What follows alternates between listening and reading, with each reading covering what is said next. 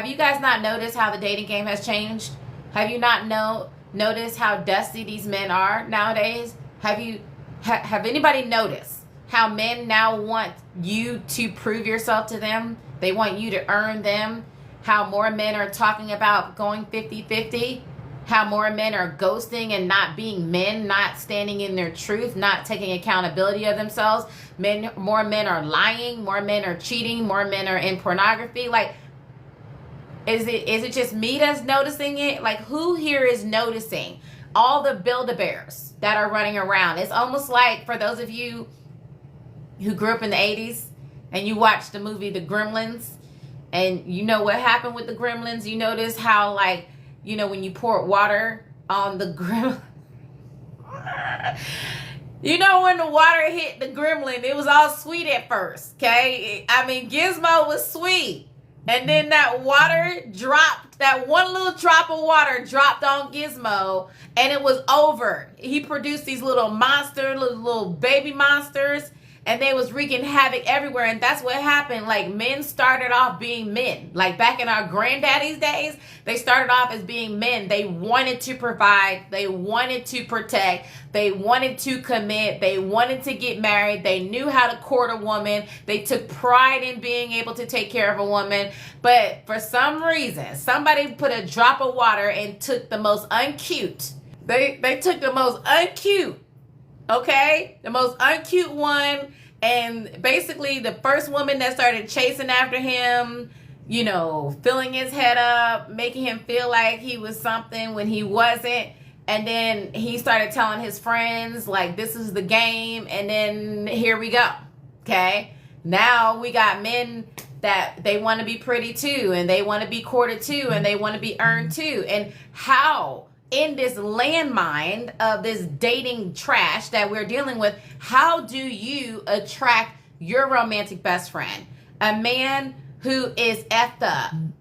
How do you attract a man who is fun, who is faithful, and who will love your heart forever? How do you do that? The only way you're going to know how to do that is with a strategy. And this is how I figured it out. So back in the day, your girl was getting played all the daggone time. And when I say I was getting played, I mean I was getting played to the point where a married man lied to me, said he was single, he had a whole wife and child in another state that left him, turned around, and me, not being the smartest, not understanding how my traumas, how my pains was affecting my decision-making capability, I married this man in like 3 months only to find out that he was already freaking married. I have had men that abused me. I've had men that cheated on me. Like, all the things that you've experienced, multiply that by 1,000. I've either done it or I've helped somebody through it. So after going through one heartbreak after another, I found myself homeless with a child. And I felt like I let my daughter down. So then what I did was I made her a promise as we sat on a friend's couch after spending a night in my car. And I made her a promise, and I told her that mommy was going to figure this love thing out. I was going to break the pattern because my mother experienced being abused. I experienced being abused. Her mother experienced being abused. And I didn't want my daughter to go through the same thing. So I said I was going to do what it takes in order to break that pattern in our family. That I was going to show her what real love looks like by attracting a good man who can love me, to show her how she's supposed to be treated by a man. And that I was going to buy her a big backyard. And I'm really, really blessed that I was able to keep that promise. But the only way that I was able to keep that promise is that because I graduated pre-med biology, I wanted to be a pediatric cardiologist. So I did a dating experiment. And when I did the dating experiment, I went on over 100 dates in a little over 3 months. And I interviewed over 4,000 men, women, and couples. And I read hundreds of love, dating, and relationship books. I read The Psychology of Men. I read The Anthropology of Dating, of Love, of Attraction. And I really wanted to understand the science, because as a science girl, I knew that if I could figure out the science behind attraction, then I can make it predictable. I can increase my options so that I can be able to attract anybody I wanted and have like multiple options and then choose the best quality for me. And so that's what I set out to do. And eventually I was able to attract my romantic best friend.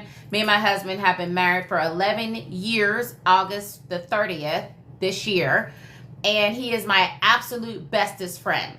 But what did I do? What was my journey from getting played to getting paid? Because when I learned the secrets that I learned when I did my dating experiment, that's exactly what happened. I moved from attracting a bunch of Build-A-Bears, a bunch of men who wanted me to do all the work, who wanted me to prove myself to them, a bunch of men that wanted to lie, cheat, abuse me. I went from attracting those kind of men to attracting men who were very successful, men who wanted to commit to me, wanted to give me the world without me having to, and this is the part I want y'all to write down, okay? This is the part I want you to take notes on. I didn't even have to give him any of my nook, okay? He didn't even get my cookies, okay? Yes. He didn't even, matter of fact, the less I gave them, hear me, ladies, because I'm telling you, when you figure out, when I teach you what it is that I taught you, the less I gave them, the more they wanted to give me. The less I did to try to prove myself, the more they wanted to give to me. So let me first take a temperature to see exactly where you are. How many of you have been single for longer than 3 months? Say I. At this point, ma'am, there's multiple parts in your body that's very upset with you. It's time for us to end that. And ladies, what you got to understand is you don't have to be single this long. They have actual scientific research that shows that the longer you are single, the longer that you are single, for one, you start to get used to being alone and you start to get more antisocial. They've also shown the effect that it has on the brain. It decreases the plasticity of your brain. Do you know what that means? The plasticity of your brain is what allows you to be able to adapt, that allows you to be more creative, that allows you to make more money, that allows you to create bonds and friendships. Like, there's multiple studies. Man was not meant to be alone. Do you remember that part in the Bible, ma'am? Do you remember that part? So you were not meant to be alone, no matter how much that you have lied to yourself. And I get it, because when you've gotten your heart broken over and over again, and you've been disappointed and you've been played and you don't even trust yourself, then yes, that's the default. But if you listen to what it is that I'm getting ready to tell you, you don't have to operate in the dark anymore. I'm getting ready to tell you exactly what I did. What I did on my dating experiment that took me from getting played all the time to getting paid. And when I say getting paid, I went from men cheating on me, abusing me, mistreating me, not wanting to commit to me, to a man bought me a car and gave me the car. Like, gave me the title to the car, brand new. Another man bought me a house because I said I wanted to do real estate investing. I was getting trips, like, me and my friends. It was like an inside joke with my friends. Like, there was like guys always wanted to buy or give me things, and I didn't even ask for it. I got tickets to the Masters, the Super Bowl, the Open. I got some Jay-Z concert tickets. Not really a Jay-Z fan, but got like damn near front row tickets to a Jay-Z concert. It didn't, anything that I wanted, if I said that I wanted, then men were giving it to me. Can somebody tell me, what is it that I did different as a single, yes ma'am, as a single woman with a blessing in the form of a child? Yes.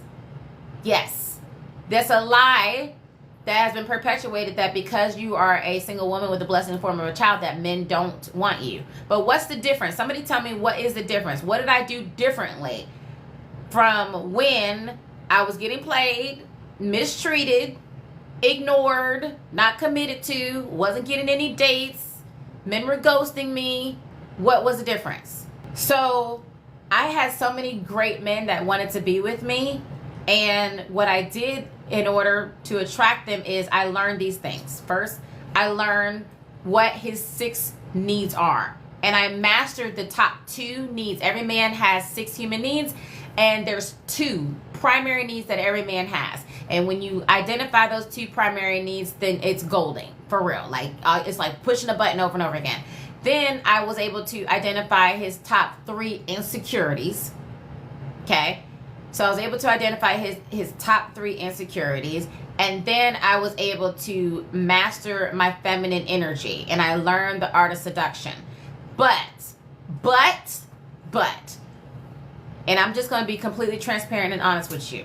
When I studied the science of this, I realized that any woman, it didn't matter her age, her size, her looks, the number of kids, if you understand this formula, it will work for you no matter what. Pretty girls, get played, I think, even more than anybody else, because they have way more options and way more men that just want to use them for sex. So that's absolutely not what it was. So, but my biggest mistake is that I learned all these things that I just told you that I learned, and I had a ton of men that were vying for my attention, and a ton of men that wanted to commit to me, and a ton of men that wanted to give me everything. But I didn't heal first, and you know what happened? Somebody just guess. Just guess what happened. And I'm just telling you this to help you to avoid the same pitfall that I made. Somebody tell me what happened. I picked the wrong one. It was like a whole bunch. You can have 1,000 good men, but if you don't clear your love blocks, then you will pick that one Build-A-Bear. You will pick the one that isn't right for you. And then the one that really cared about me, he was great. Like this man, when I tell you he was wealthy, he was wealthy. He just wanted to give me the world. Literally wanted to give me the world. I didn't want him. I didn't want him. I said, we don't have the chemistry. We're not compatible. Anybody know what I'm talking about? Anybody know what I'm talking about? Did anybody else do that before?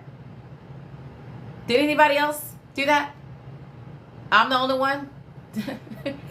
I'm the only one that did that. I'm the only one that walked away from a good guy. Huh? I'm the only one that walked away from a great guy who wanted to give me the world.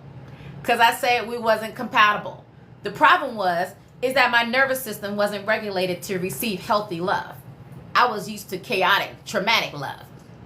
I was used to that struggle love. And I confused chemistry with chaos is what it was. That's what it was. And until I learned how to heal my love blocks, until I learned how to rewire my subconscious mind, until I started to understand the science of this, like how do I attract a good man and have a good man love me? But first I had to love me.